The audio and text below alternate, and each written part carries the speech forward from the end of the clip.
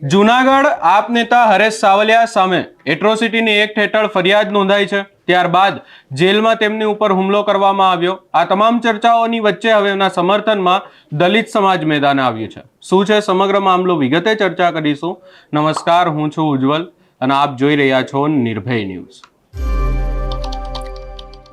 જૂનાગઢમાં મગફળીના ખરીદી કેન્દ્રો છે તેની ઉપર ક્યાંક ને ક્યાંક ખેડૂતો સાથે કડદો થઈ રહ્યો છે।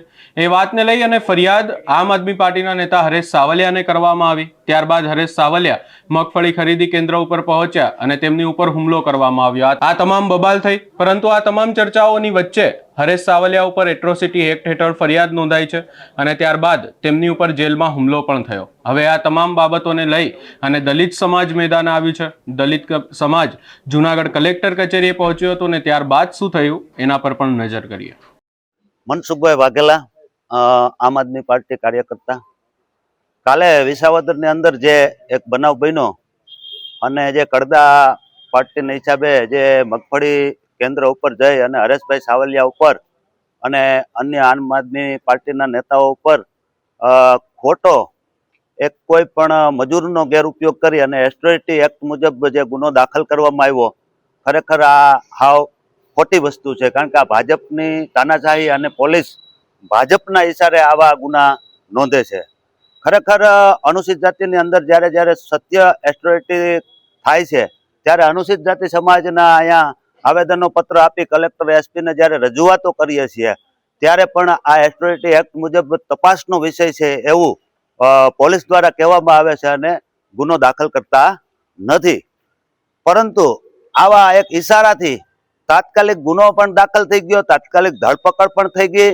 જ્યારે અમે સત્ય આવો અનુસૂચિત જાતિ એટ્રોસિટી અન્ય અત્યાચારના કેસ થાય છે ત્યારે રજૂઆતો હોવા છતાં પોલીસ એની ધરપકડ કરતી નથી, એટ્રોસિટી એક્ટ મુજબ ગુનો દાખલ પણ કરતી નથી।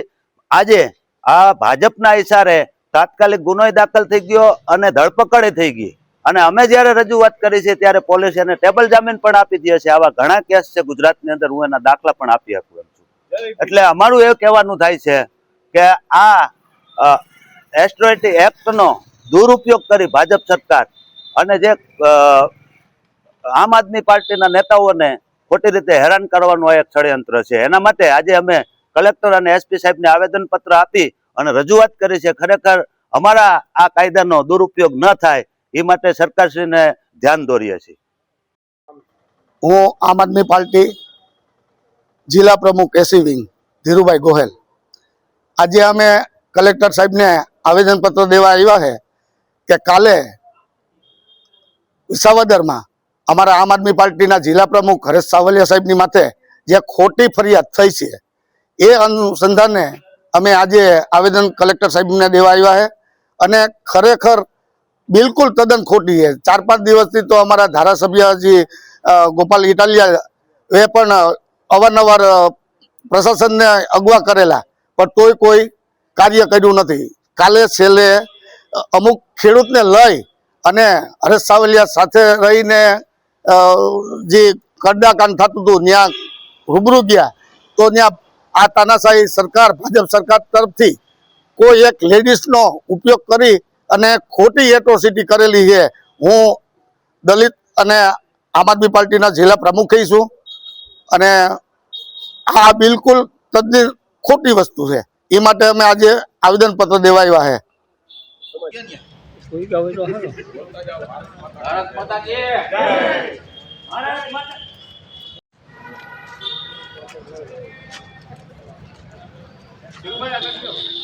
હા ભાઈ, આગળ જ છે।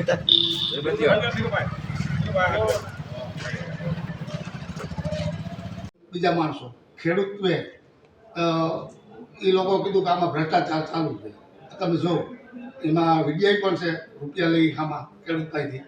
એટલે એ એટ્રોસિટી એક્ટ મુજબ ફરિયાદ નોંધાતી નથી અને જ્યારે તપાસની વાત કરે છે પોલીસ કે ભાઈ અમે તપાસ કરશું ને એવું લાગશે તો એટ્રોસિટી એક્ટ મુજબ ગુનો દાખલ કરશું। આવામાં તાત્કાલિક એટ્રોસિટીનો ગેરઉપયોગ કર્યો છે ભાજપ દ્વારા। અનુસૂચિત જાતિ જે એટ્રોસિટી એક્ટ જે કાયદાની અંદર જે અન્યાય અત્યાચાર સાચા થાય છે ત્યારે પોલીસ લેતી નથી અને જ્યારે આવું ભાજપ દ્વારા સ્પેસિફિક કેસ હોય તો હા. આપો અમને એટલે. હા પણ આજે અને એને પણ ટેબલ જામીન આપવામાં આવે છે ઠીક છે. આજે એક્ટિવિટીમાં ટેબલ જામીનની જોગવાઈ છે સ્પેસિફિક એવો કેસ હોય ને. હા તો છે જ છે એના મુદ્દા છે અમારી પાસે જવાન જય કિસાન જય જવાન જય કિસાન.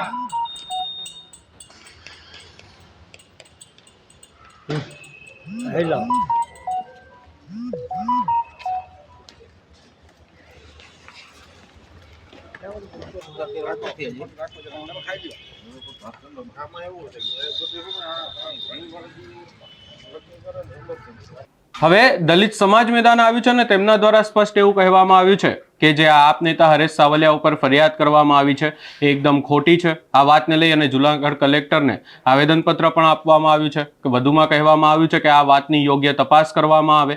હરેશ સાવલિયા ઉપર હાલ જેલમાં પણ હુમલા થઈ રહ્યા છે એટલે તમામ બાબતની તપાસ કરી અને જલ્દીથી જલ્દી એમને છોડવામાં આવે. આ સમગ્ર બાબતે આપનું શું અભિપ્રાય છે એ અમને કમેન્ટ કરી જરૂર જણાવશો. અમારી ચેનલ નિર્ભય ન્યૂઝને લાઇક શેર સબસ્ક્રાઇબ કરવાનું ભૂલશો નહીં.